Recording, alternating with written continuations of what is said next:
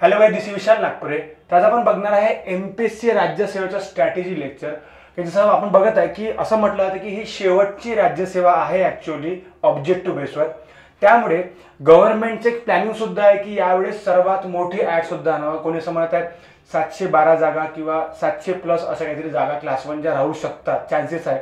कोणी असं म्हणतं की 1000च्या जवळपास जागा राहतील। तर मला असं वाटतं की जरी समजा आपला अभ्यास खूप चांगला असला पण त्यासाठी तुमची स्ट्रॅटेजी खूप जास्त गरजेची असते। जर समजा तुमच्या स्ट्रॅटेजी नसेल, तुमची प्लॅनिंग नसेल तर तुमचा अभ्यास काही कामाचा नाही। कारण की राज्यसेवेमध्ये साधे अधिकारी नसतात। या ठिकाणी जनरली जे सर्व ऑलरेडी पोस्ट होल्डर आहेत ते पण एक्झाम देतात आणि या ठिकाणी जे फ्रेशर्स विद्यार्थी आहे त्याचा चान्स खूप कमी असतो असं म्हटलं जाते। म्हणून फ्रेशर्स विद्यार्थ्यांसाठी जे नायब तहसीलदार आहे, ABDO असतील, CO असतील, जे क्लास 2चे आहे ते पण आपण टार्गेट करू शकतो। जनरली DC पण आपण टार्गेट करू शकतो, असं नाही आहे। खूप वेळा पहिल्या अटेम्प्टमध्ये सुद्धा DC बनलेले आहेत। म्हणून आपलं एक प्लॅन, पण जे DC बनलेले आहेत त्यांनी प्लॅनिंग केली आहे, ही स्ट्रॅटेजी आहे। आपण ते डिस्कस करणार आहे की राज्यसेवा 2024च्या प्रिलिमला कशा पद्धतीची स्ट्रॅटेजी राहणार आहे तर आपण बघू याच्यामध्ये। आणि बघा टार्गेट जो राहील आपला, हा टार्गेट 110 ते 115च्या मध्यात आपला स्कोर असला पाहिजे GSचा। त्यामुळे आधी बघून घेऊ की लास्ट टाइम कट ऑफ किती होता, आता किती कट ऑफ राहू शकते, आपलं प्लॅनिंग कसं राहील। तर ठीक आहे, चला स्टार्ट करूया आपण। जसं आपण बघितलं की मागचा जो कट ऑफ होता, हा कट ऑफ होता ओपनचा 108 मार्क। आता आपण याला अनुषंगाने आपण पूर्ण आपली प्लॅनिंग करू। तर आपलं टार्गेट यावेळेस पाहिजे 2024मध्ये, तर आपला टार्गेट असला पाहिजे, मला तरी असं वाटतं की आपण नियर अबाउट 112 ते 115च्या मध्यात असा आपला टार्गेट असला पाहिजे। तर आपण याला म्हणू शकतो 110+। टार्गेट आपलं काय राहील 110+, हा आपला टार्गेट राहिला पाहिजे। जर समजा आपण हा टार्गेट जर डोक्यात ठेवलं तर जागा किती पण असो आपण 100% मेन्समध्ये राहू शकतो। कारण की बघा जशा जागा जास्त राहतील तर ऑब्व्हियसली मुलं पण जास्त पद्धतीने ज्या लेवलनी प्रिपेअर करत, सर्वांना माहिती आहे की मुलांचा अभ्यास चांगल्या पद्धतीने झालेला आहे, त्यांना ते रिव्हिजन करायची आहे। पण या 2-3 महिन्यामध्ये आपली प्लॅनिंग काय असली पाहिजे ते खूप जास्त इम्पॉर्टंट आहे। तर आपण बघूया की राज्यसेवेमध्ये डेप्युटी कलेक्टरची सर्वात मोठी पोस्ट आहे, DYSP असेल, ACP असेल, तहसीलदार असेल, अशा याच्यामध्ये विविध 33 अशा पोस्ट आहे। पण या 33 पोस्टसाठी जेव्हा आपण बघतो की ॲड जसे खूप मोठी ॲड आहे, ती सर्वात मोठी असल्यावर आपण त्या ठिकाणी सर्वाइव्ह करू शकतो का, त्यासाठी प्लॅनिंग कोणती आहे। तर आपण बघूया। तर ओपनचा कट ऑफ जर बघितला याच्यामध्ये किती राहील, जनरली 108 कट ऑफ जनरली ओपनचा राहणार आहे। टार्गेट 112 ते 115 आपल्याला ठेवायचं आहे। पण आता आपण हे कशा पद्धतीने अचीव करू हे थोडं समजून घ्या तुम्ही याच्यामध्ये कसं करायचं। तर एक लक्षात ठेवा, जसं आपण बघितलं की जो पेपर 1 जो आहे आपला, हा पूर्णपणे आपला कट ऑफ डिसाईड करतो, दॅट इज GS। आणि पेपर 2 जो आहे आपला,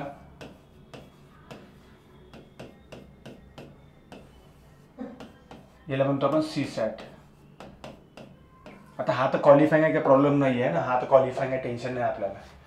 पण कधी कधी असं पण होते की आपले ते सुद्धा विषय क्वालिफाय होत नाही, CSAT क्वालिफाय होत नाही। पण ठीक आहे, आपण एक समजून घेऊ की आपण या संदर्भात एक प्लॅनिंग अशी ठेवली की मॅथ्स, रिझनिंग आणि पॅसेजेस। पण मला असं वाटतं की तुम्ही मॅथ्स, रिझनिंग आणि पॅसेज डेली 2 ते 3 तास करायला हवं। पण एक तुम्हाला सजेशन सांगेल की जो तुम्ही 2-3 तास अभ्यास करणार आहे तो तुम्ही दुपारी 3 ते 6च्या दरम्यान करा। सकाळी उठून अभ्यास नको करा। CSATचा अभ्यास कधीच सकाळी उठून करायचा नाही, जरी तुमचा अभ्यास सकाळी खूप चांगला होत असला तरी सुद्धा। म्हणजे आता हे असं का बरं, आपला टायमिंग 3 ते 5 असतो दुपारचा। आणि जसं आपण बघतो की दुपारी डोळ्यामध्ये झोप असते कारण की खूप चांगल्या पद्धतीने आपण खाऊन घेतो, ठीक आहे। पण असं असतं की पेपरा दिवशी आपण ते त्या माने नसतो, पण तरी पण आपला माइंड जो आहे दुपारी 3 ते 5 त्या पद्धतीने वर्क करत नाही ज्या पद्धतीने वर्क करायला हवं। म्हणून माझे सजेशन आहे सर्वांना, तर 3 ते 6च्या मध्यात तुम्ही सर्वांनी मॅथ्स असेल, रिझनिंग असेल किंवा पॅसेज तुम्ही जनरली करायचं तुम्हाला जनरली आहे। आणि बघा तुम्ही याला नियर अबाउट 2 ते 3 महिने करू शकता आरामात। 2 ते 3 महिने तुम्ही आरामात याला करू शकता। कारण की तुम्ही असं म्हणू शकत नाही की यार CSAT क्वालिफाईंगच आहे तर आपण आरामात करून घेऊ। आजकाल MPSCचा पॅटर्न खूप भयंकर चेंज होत आहे। एमपीएससी काय करेल तुम्हाला सांगता येत नाही. म्हणून आपल्याला एकदम वर्स्ट केस खूपच भयंकर पेपर आला तर आपण क्वालिफाय झालो पाहिजे, अदरवाईज ते झालं नाही. आणि जीएस किती पण सोपा आहे त्याला अर्थ नाही आहे, लक्षात ठेवायचा. तर हा आपला सिंपल झाला पेपर 2 सीसॅट संदर्भातलं. तुम्हाला सांगितलं मॅथ्स, रिजनिंग आणि पॅसेजेस फोकस करा. अच्छा, याच्यामध्ये पण तुम्हाला सांगतो मी की सर्वात जास्त तुम्हाला फोकस करायचा आहे जनरली रिजनिंगवर.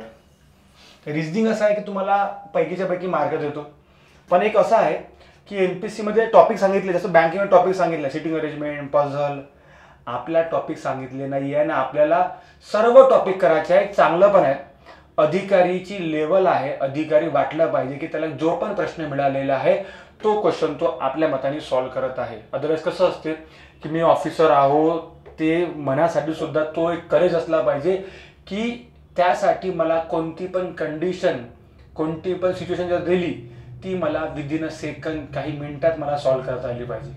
अदरवाईज त्यामुळे बँकिंगमध्ये कसं राहते, काही 4-5 टॉपिक दिले आहे, त्याचेच 5 काही प्रश्न असतात, बस झालं. असं आपल्याला नाही आहे. आपल्याला इनफायनाईट आहे, 10, 15, 20 सांगता नाही आहेत.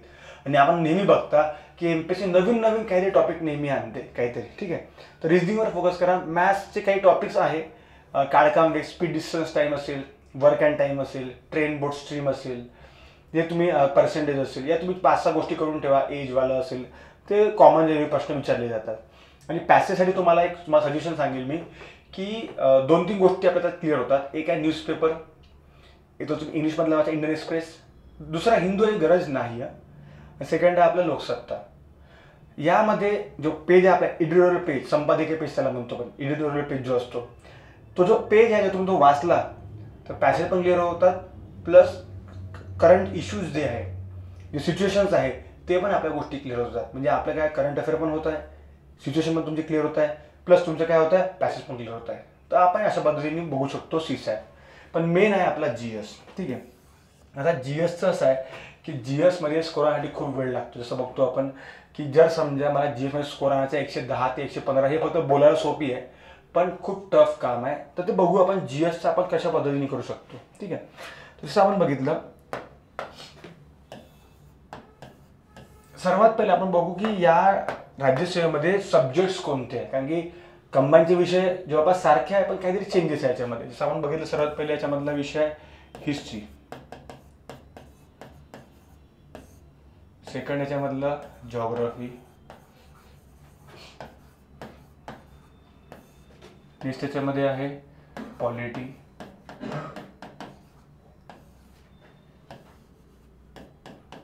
इकॉनॉमिक्स,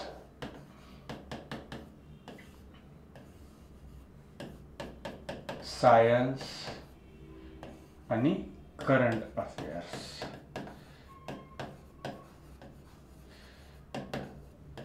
तर आपले हे जे 6 जे सब्जेक्ट्स आहे, आपल्याला या 6 सब्जेक्ट्सवर फोकस करायचा आहे.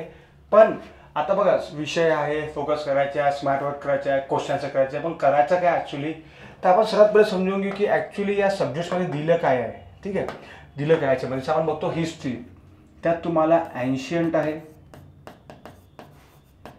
मिडिएवल काही प्रमाणात असते आणि मॉडर्न तुम्हाला असते. त्याला म्हणतो प्राचीन, मध्ययुगीन आणि आधुनिक. पण या इतिहासामध्ये मॅक्झिमम फोकस ऑब्व्हियसली मॉडर्नवर असते. 15 पैकी 50% जे प्रश्न आहेत ते तुम्हाला मॉडर्नवर विचारले जातात. जॉग्राफी वर्ल्डवर फोकस केले जाते, इंडिया आहे आणि महाराष्ट्र आहे. म्हणजे आपण थोडंसं याचं थोडंसं ऑपरेशन करू काय आहे. ठीक आहे, पॉलिटी एकच आहे, संविधान, तर प्रॉब्लेम नाही आहे. इकॉनॉमिक्स पण जनरली इंडियाचंच असते, ते प्रॉब्लेम नाही आहे. सायन्स पण सेम. करंट अफेअर थोडंसं इम्पॉर्टंट, याच्यामध्ये तुम्हाला वर्ल्ड करंट अफेअर्स राहील, नॅशनल राहील, महाराष्ट्र कमी राहते, लक्षात ठेवायचं. ठीक आहे, आणि राज्यसेवेची एक्झाम आहे, ते पण आपल्याला बघायचं आहे. जसं आपण बघितलं, हिस्ट्रीमध्ये एन्शियंट आहे, मिडिएवल आहे, मॉडर्न आहे. जॉग्राफीमध्ये वर्ल्ड आहे, इंडिया आहे आणि महाराष्ट्र आहे.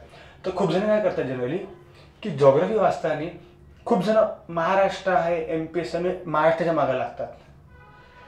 एक लक्षात ठेवा, जॉग्राफी हा जो विषय आहे ना, हा कधी वर्ल्ड, इंडिया किंवा महाराष्ट्र करायसाठी कधीच नसतो. खूप जण किंवा शिकवण्यावाले पण सुद्धा सांगतात जनरली की महाराष्ट्र करा, महाराष्ट्र करा, महाराष्ट्र करा. पण एक लक्षात ठेवा, जेव्हा कन्सेप्ट येतात, कन्सेप्ट आल्यानंतर इथं वर्ल्ड पण येतो, इंडिया पण येते, महाराष्ट्र पण येते. ते आणता आलं पाहिजे. तुम्हाला मी लेक्चरमध्ये सांगेन समोर कसं करायला. तर मला असं वाटतं की तुम्ही तिन्ही गोष्टी सोबत जर पकडल्या, कारण राज्यसेवाची लेवल असते, हे कंबाईन सारखं नाही की फक्त इंडिया महाराष्ट्रावर राहील. त्यात तुम्हाला रॉकीज, अँडीज, तुम्हाला पुरा वर्ल्ड संदर्भात कॉन्टेंटमध्ये तुम्हाला सर्व गोष्टी माहिती पाहिजे, बेसिक माहिती ते पण दिलेली असतात. तर आपल्याला ॲटलिस्ट त्या गोष्टी माहिती असायला हवं, मला तरी असं वाटतं. पॉलिटी असा विषय, UPSC असो, राज्यसेवा असो किंवा कंबाईन प्रिलिम किंवा मेन्स असो, पॉलिटीमध्ये 90 to 95% स्कोर कधी पण घ्यायला पाहिजेच. पेपर किती पण टफ का बरं राहत नाही. पॉलिटी असा विषय आहे की एक ते अनेक इंटरेस्टिंग पण आहे, माझा आवडता आहे, ठीक आहे, पण इंटरेस्टिंग पण आहे. कलम नंबर 1 ते 395 अनुच्छेद जे आपण त्याला म्हणतो, मधामध्ये सर्व गोष्टी दिलेल्या आहे आणि ते खूप जास्त इम्पॉर्टंट आहे. सेकंड, इकॉनॉमिक्स जो आहे तो इंडियन संदर्भात आपण जनरली बघतो. पण खूप वेळा एक प्रॉब्लेम असते की सर इकॉनॉमिक्स जे आहे ते समजत नाही, क्वेश्चन समजत नाही, डेटा खूप सारा आहे, आकडे खूप सारे आहे. तुम्हाला सांगू इच्छितो त्याच्यामध्ये आकडे नसतात, 2-3 क्वेश्चन असतात नंबर्सवर, पण बाकी पूर्ण कन्सेप्टवर असतात. हां, कधी कधी योजना विचारल्या जातात, कधी कधी 2008चा बजेट, 11चा बजेट विचारल्या जातात. मला असं वाटतं की MPSC क्वेश्चन विचारायची पद्धत त्या लेवलची नाही आहे काही याच्यामध्ये. म्हणजे त्यांचं असं म्हणणं आहे की तुम्ही 15 पैकी 7-8 मार्कच सॉल्व्ह करा, त्यांचं असं म्हणणं आहे. तर या कारणामुळे इकॉनॉमिक्स किती पण चांगलं असलं, MA इकॉनॉमिक्स असलं, तर इकॉनॉमिक्समध्ये तुमचे स्कोर जवळपास होतं. तर माझं असं म्हणणं आहे की आपण याच्यामध्ये नियर अबाउट 50% जवळपास स्कोर आपण केला पाहिजे. ठीक आहे. नंतर आहे आपला जॉग्राफी जो आहे. जॉग्राफी मी माझं असं म्हणणं राहील की नेहमी 85 to 90%, कारण की जॉग्राफीमध्ये तुम्हाला एक विषय पुन्हा भेटतो, इन्व्हायरमेंट सर्वात आवडता विषय सर्वांचा, कारण की तो आधी लहानपणी आवडीचा होता, पण या ठिकाणी दुसऱ्या पद्धतीने इन्व्हायरमेंट लक्षात ठेवायचं. हिस्ट्री जो विषय आहे, हिस्ट्रीमध्ये मी नेहमी हिस्ट्री आणि सायन्सला नेहमी सारखं पकडतो, कारण की हे दोन विषय असे आहेत की तुम्ही किती पण वाचा, सर माझं MA हिस्ट्री होतं, सर मी हिस्ट्रीत PhD केली किंवा जे पण असेल, सर माझं BSc आहे, सर माझे MSc आहे. तर बघा, BSc MSc करून MSc करून पण तुम्हाला इथले मार्क येणार नाही, गॅरंटी आहे. म्हणजे प्रॉब्लेम असा आहे की हिस्ट्री आणि सायन्स इतका वास्ट आहे, डिग्री आहे 3-4 वर्षाची, तरी काय हिस्ट्री सायन्स काय संपत नाही. मग जे विषय सर्वात जास्त वास्ट आहे, आता हे बघा, पॉलिटी जॉग्राफी सेम आहे, कमी आहे, ते असं नवीन नाही. जे पर्वत आहे ते पर्वताचं राहणार आहे, नाही सर आता हिमालयाच्या अंदर कोणी असं काही नाही आहे. पण हिस्ट्री आणि सायन्स असे विषय जे वास्ट आहे. बघा, मी जे सांगतो लक्षात ठेवा, वास्ट सब्जेक्टमध्ये स्कोरिंग करणं कठीण का बरं जाते की त्या ठिकाणी डेटा अनलिमिटेड आहे. तर तुम्हाला हिस्ट्री आणि सायन्समध्ये तुम्हाला डेटा तुम्हाला सांगता येणार नाही कुठून येणार आहे. पण तुम्ही बघाल कधी पण की सर हे तर आम्ही कधी पाहिलंच नाही, हे नाव तर कधी आम्ही ऐकलंच नाही, असं तुम्हाला नेहमी हिस्ट्री आणि सायन्समध्ये भेटेल. माझं नेहमी म्हणणं असतं विद्यार्थ्यांना की तुम्ही 35 ते 40% स्कोर इथे करून टाका बॉस.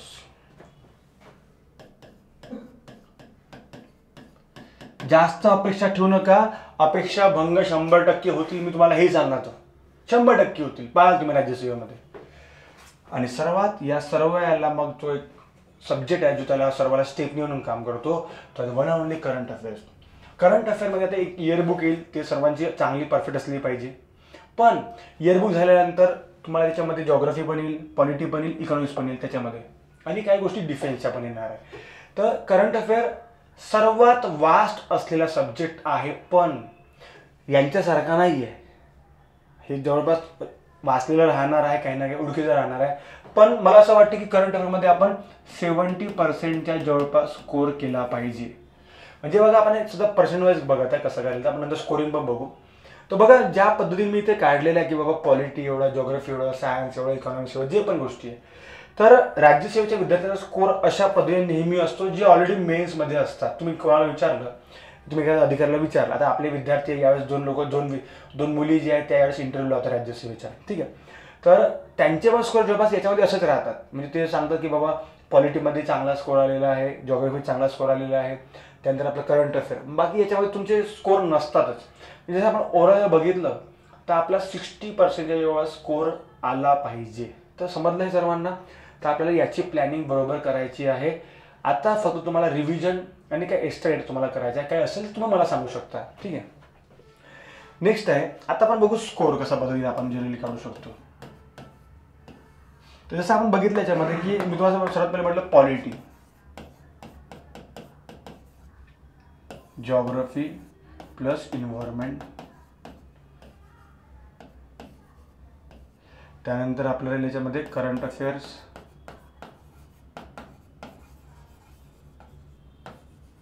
त्यानंतर सायन्स, इकॉनॉमिक्स आणि हिस्ट्री. तुम्ही असं याला म्हणू शकता की डिसेंडिंग ऑर्डरमध्ये, असे तुम्ही त्याला म्हणू शकता की हा सर्व स्कोरिंग डिसेंडिंग ऑर्डरमध्ये लिहिला आहे सरांनी, असे तुम्ही म्हणू शकता, प्रॉब्लेम नाही आहे. पॉलिटिक्स फॉर एक्झाम्पल आपण बघू. आज जनरली असं असते की आता बघा 6 विषय आहे, 15 सख 90, तर प्रत्येक विषय 15 मार्काला विचारणार आहे. पण 2 क्वेश्चन जे आहे +5 असतात. त्याला जनरली असं असते की सायन्सला 20 क्वेश्चन विचारले जातात आणि जॉग्रफीला 20 क्वेश्चन विचारले जातात. जनरली असं आहे. म्हणजे काय, बाकी किती क्वेश्चन राहील, 15.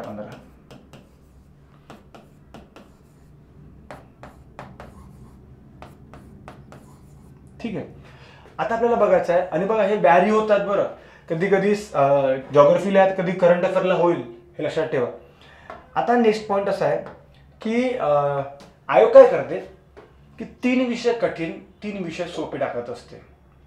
म्हणून तुम्हाला 6 विषय चांगल्या पद्धतीने प्रिपेअर करायचे. करंट अफेअर तर बॉस करायचंच आहे. हा विषय तुम्ही सोडूच नका करंट अफेअर, की बाबा करंट अफेअर नाही केलं कसं होणार, सोडून द्यायची पोस्ट. आणि ज्या पण व्यक्तीने या 6 पैकी एक पण सब्जेक्ट जर सोडला, स्किप केला किंवा कमी वाचलं, त्याचा स्कोर येणार नाही. कारण राज्यसेवा आहे, अधिकारी ऑलरेडी पेपर देणारे आहेत. तर आपण बघू याच्यामध्ये पॉलिटीमध्ये जसं आपण बघितलं होतं की या ठिकाणी 12 क्वेश्चन तर आपले कमीत कमी आलेच पाहिजे. कमीत कमी 12 क्वेश्चन आले पाहिजे, त्याच्यावर चांगले. हे आपण कमीत कमी लिहित आहे. जॉग्रफीमध्ये तुम्हाला 15 ते 16 क्वेश्चन कमीत कमी आलेच पाहिजे, 16-17 आलेच पाहिजे. ठीक आहे. करंट अफेअर्समध्ये तुम्हाला म्हटलं 11 क्वेश्चन्स आलेच पाहिजे, कमीत कमी आहे. याच्यावर आले तर अजून बेस्ट, आणि येत असते, असं काही नाही, ते व्हॅरी होत असते. सायन्समध्ये आपलं, मला असं वाटतं की तुम्ही 50% मार्क घेतले तरी खुश असायला पाहिजे. ते डोक्यात नको टाकाय ना, मला जमतच नाही, होतच नाही, येतच नाही, ते मैदानच्या बरेच तुम्ही हारून गेलेलं आहे, हे निगेटिव्ह माइंडवाले. इकॉनॉमिक्समध्ये तुम्ही 8 क्वेश्चन तुमचे आले तर एक चांगला आहे जनरली. आणि हिस्ट्रीमध्ये नियर अबाउट 7 क्वेश्चन, आपण 7-8 क्वेश्चन आपण म्हणू शकतो. तर जनरली असा एक कमीत कमी, हा मिनिमम आहे, हा मिनिमम आपले क्वेश्चन्स एवढे ॲटलिस्ट बरोबर यायलाच हवे. आता आपण काय करू, याची ॲडिशन करून बघू. ठीक आहे. सर्वात 12, 16, याच्यामध्ये 28, 38, 38, 39 आणि 49 आणि 15, 50, 60, 64. तर हे सर्व झाले, याची ॲडिशन 64. ठीक आहे. 64 क्वेश्चन राईट आहे समजून याच्यामध्ये. आता जसं आपण बघितलं की 64 क्वेश्चन राईट आहे, निगेटिव्ह तर ऑब्व्हियसली येणार आहे. 64 क्वेश्चन समजा 80-90 सॉल्व, 85 काहीतरी सॉल्व केले, समजून घ्यायच्यामध्ये आता आपले 5 ते 6 निगेटिव्ह गेले समजून घ्या. ठीक आहे. म्हणजे समजून घ्यायच्यामध्ये -6 चौक 24 असं आपण काहीतरी केलं, म्हणजे 4 मायनस आपण केले याच्यामध्ये, समजून घ्या आपले 24 चुकले. 60, 70, 80, 24 चुकले समजून घ्या. 24 आपले समजून घ्या चुकले. तर यातून 6 मायनस करू आपण, 54मधून 6 काही गेले तर 58 राहतील. ठीक आहे.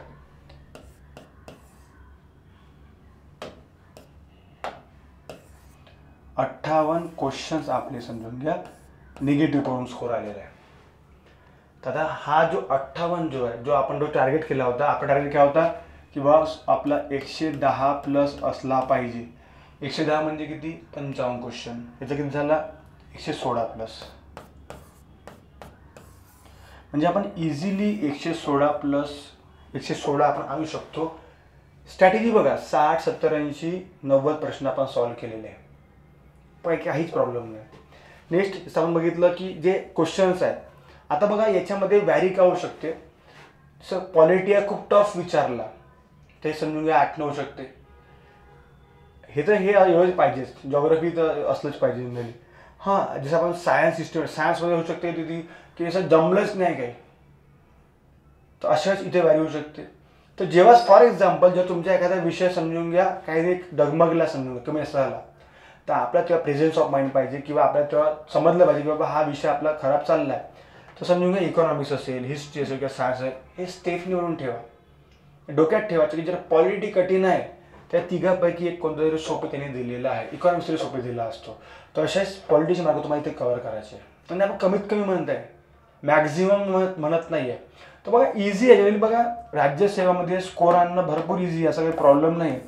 फरक फक्त असा आहे की आपण त्या गोष्टी इम्प्लिमेंट करतो का. बघा तुम्हाला काय म्हटलं मी, तुम्हाला इकॉनॉमिक्स खूप नाही करायचं आहे, 50% मार्क पकडले. सायन्स 50% मार्क पकडले. हिस्ट्री 50% मार्क पकडले. 50% मार्क पकडले.